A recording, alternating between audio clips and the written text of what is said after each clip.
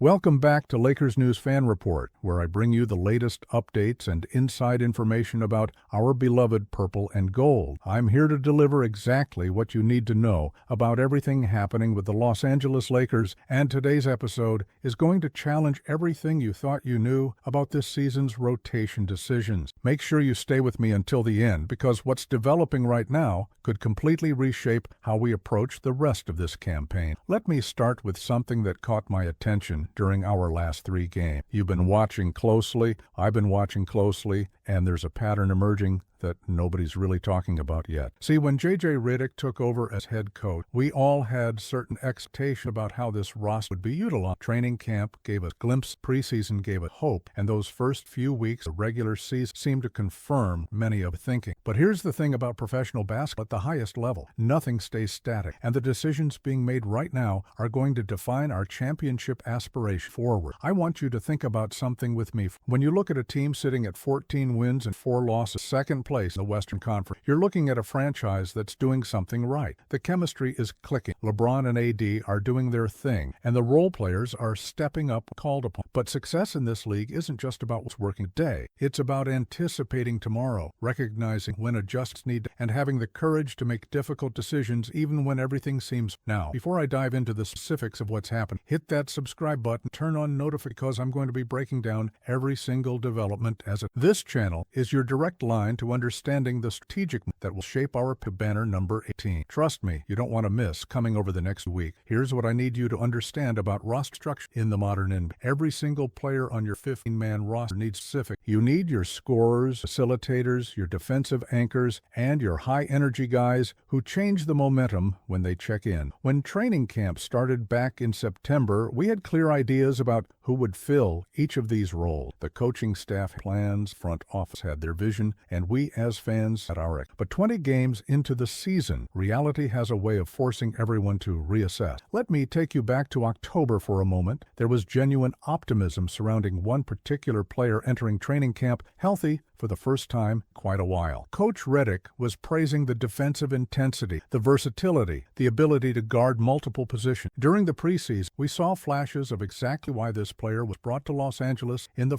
energy was there, the effort was undeniable, and it looked like finally had that defensive stopper who could lock down opposing wings while crash glass. Everything pointed toward a significant role in the rotation, and honestly, I was excited about what that meant for our defensive identity. But here's where things get interesting, and this is where I need you to pay close attention, because this affects everything. In professional sports, potential means nothing. You can't translate it into consistent. I'm talking about real, measurable impact that shows up box score, and more importantly, in the plus-minus when you're on the floor. We're now approaching 20 games into this season, and patterns have emerged can't be ignored. Some players have elevated their games beyond expectation. Others have maintained their level of contribution. And then there are situations where the production simply hasn't matched the opportunity given. Let me break down some numbers for you, because data doesn't lie. Through 14 appearances this season, we're seeing averages of 4.6 points per game, 5.6 rebound, 1 steal per contest. The field goal percentage sits at 44%, which isn't terrible,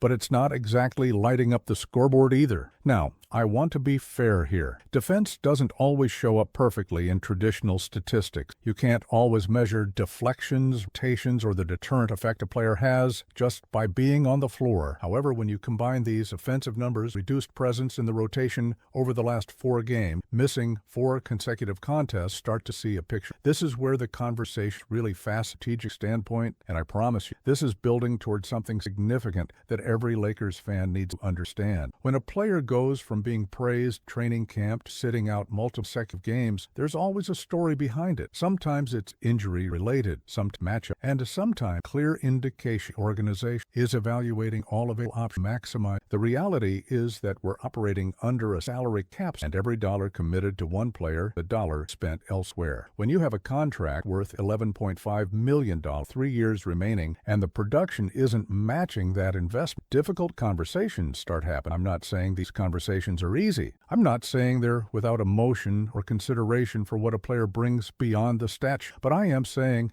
that championship organizations make tough decisions based on what gives them the best chance to win. And right now, there are legitimate questions being asked optimal roster configuration. Now, here's where this situation becomes absolutely critical for our championship aspiration. And this is the part where I need your complete attention. The NBA trade landscape is always fluid, especially as we approach the mid-season mark. Teams are assessing their position, identifying their needs, and exploring ways to upgrade their roster. For a team like the Lakers, sitting in second place, knowing that the Western Conference is absolutely brutal, the question isn't whether we're good enough to make the playoffs. The question is whether we have the right pieces to win 4 playoff series against elite competition. This brings me to the heart of today's discussion, the development that's going to dominate Lakers conversation over the coming weeks. Jared Vanderbilt, the defensive-minded forward we've been discussing, appears to be falling out of the rotation entirely. After missing 4 straight games, showing limited impact, 14 appearances, his future with the Lakers is now a legitimate top. I know some of you might be surprised by this, others might have seen it coming, but regardless of where you stand, we need to explore what this means and where this could potentially lead. Before you start panicking or getting upset, let me provide some context here. Vanderbilt is a talented player with real NBA skills. His defensive versatility is legitimate. His ability to guard multiple positions is valuable. His rebounding instincts are solid. But the question isn't whether he's a capable NBA player. The question is whether he's the right fit Lakers need right now and whether there are better options available that could address our more pressing needs. Let me walk you through 3 potential scenarios that could unfold. I want you to think about one critically because this is where we separate emotion from strategic thinking. These aren't just random ideas I'm throwing out there. These are realistic possibilities based on team need, contract structure, and the current state of the league. Each scenario has merit. Each scenario has potential drawback, but each scenario also represents a different path toward improving our champion. The first scenario involves Orlando. The Magic are an interesting team right now, young and talented with a strong defensive identity but lacking some offensive firepower. Imagine a package that sends Vanderbilt along with Dalton Neck and a future second-round pick to Orlando in exchange for Jonathan Isaac. Now, I know some of you are immediately thinking about Isaac's injury, and that's a fair concern. But when he's healthy, Isaac is one of the most impactful defenders in the league. We're talking about a 7-footer who can protect the rim and switch onto guard. His career average of 1.3 blocks per game might not seem overwhelming,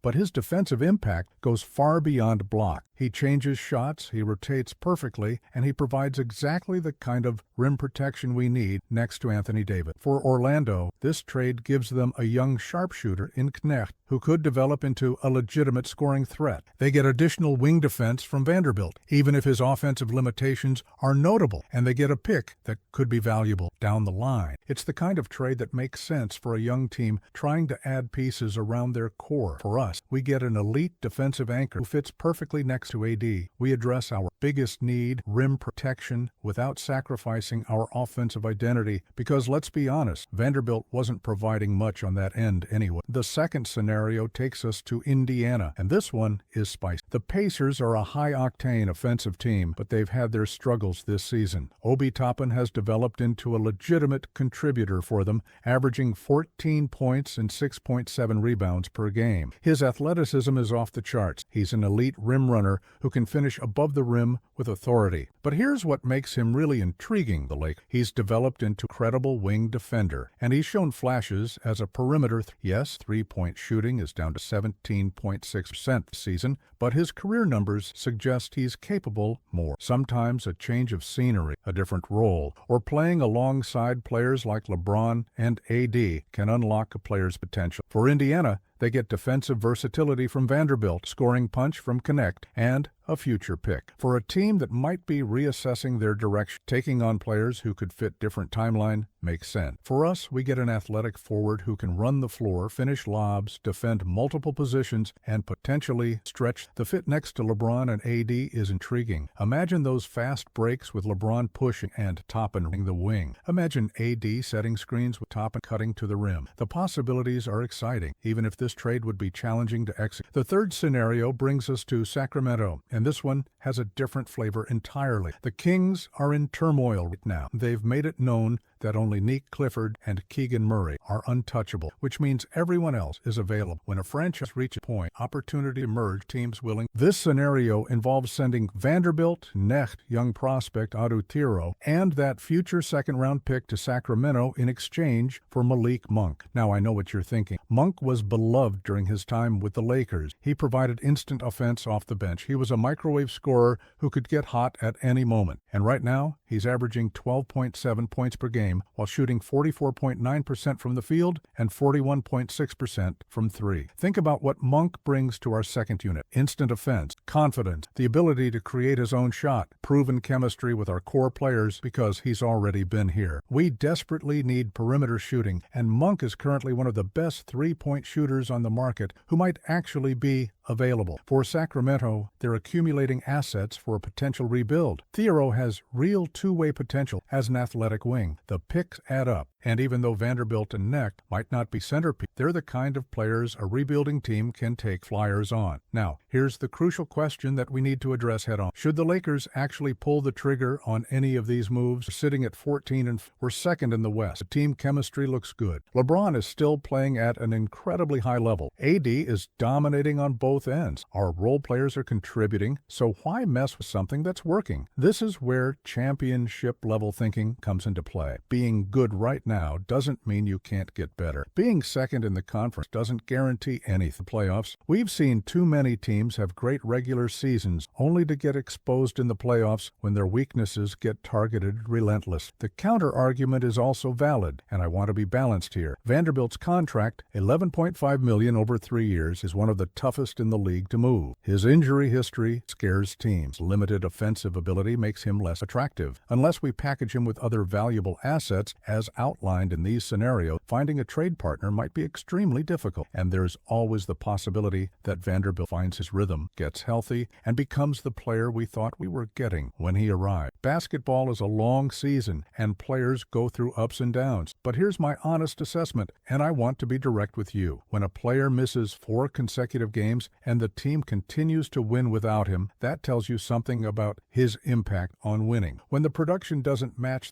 tough decisions need to be made. When you have an opportunity to address glaring needs by moving a player who isn't in the rotation, you have to seriously consider it. I'm not advocating for change just for the sake of change. I'm advocating for smart, strategic moves that position us to win a championship. Each of these 3 scenarios offers something different. Jonathan Isaac gives us elite rim protection and defensive versatility. Obi Toppin gives us athleticism, scoring punch, and a different dimension to our front court. Malik Monk gives us exactly what we need most: perimeter shooting and instant offense off the bench. Any of these moves could work. Any of these moves could fail. But the point is that the organization needs to evaluate every option, understand what each path offers, and make the decision that maximizes our championship odds during LeBron's remaining elite years. The clock's ticking. We have a window right. LeBron and AD both healthy, forming. We can't afford to waste opportunity standing pat when upgrades are available. We also can't afford to make desperate moves, mortgage our future for minimal present gain. It's a delicate balance, and that's why these decisions are so difficult. But I trust our front office to weigh all the factors and make informed decisions based on what gives us the best chance to hang banner 18. Looking at the bigger picture, this situation with Vanderbilt is really about asset management and roster optimization. Every championship team in NBA history has made difficult decisions about players who weren't. Sometimes those players go on to succeed elsewhere. Sometimes the team that moved them looks smart in hindsight. The goal isn't to be right about every single move. The goal is to put yourself in the best position to win when it matters most. Right now, with the Western Conference as loaded as it's ever been, we need every advantage we can get. I want to be clear about it. I have nothing but respect for Jared Vanderbilt as a player and a person. He works hard. He brings energy. He's a professional. But this is a business. And in the NBA, production matters. Fit matters. Being able to contribute in meaningful minutes matters. If he's not in the rotation, if he's not impacting winning, then we have to explore alternatives, not personal. It's about winning championships. Right now, There are legitimate questions about whether he's part of our championship equation. As we move forward through this season, keep your eyes on how the rotation develops. Watch which players J.J. Redick trusts in crucial moments. Pay attention to lineup combinations that work and those that don't. Basketball is a game of adjustment, and the best teams are constantly evolving. Whether or not Vanderbilt gets moved, the Lakers will continue to evaluate every possible way to improve. That's what championship organizations do. They're never satisfied. They're always looking for edges. So, here's what I want to know from you, and I really want to hear your thoughts in the comments. Do you think the Lakers should move Jared Vanderbilt? I'll be monitoring every development, analyzing every possibility, and bringing you the insider information you need to understand what's really happening with our beloved Lakers. This is just the beginning of what promises a fascinating few months. Let's enjoy this ride together. Trust that every decision being made is in service of one goal, bringing championship number 18 back to Los Angeles where it belongs. I'll see you in the next Let's Go Lakers.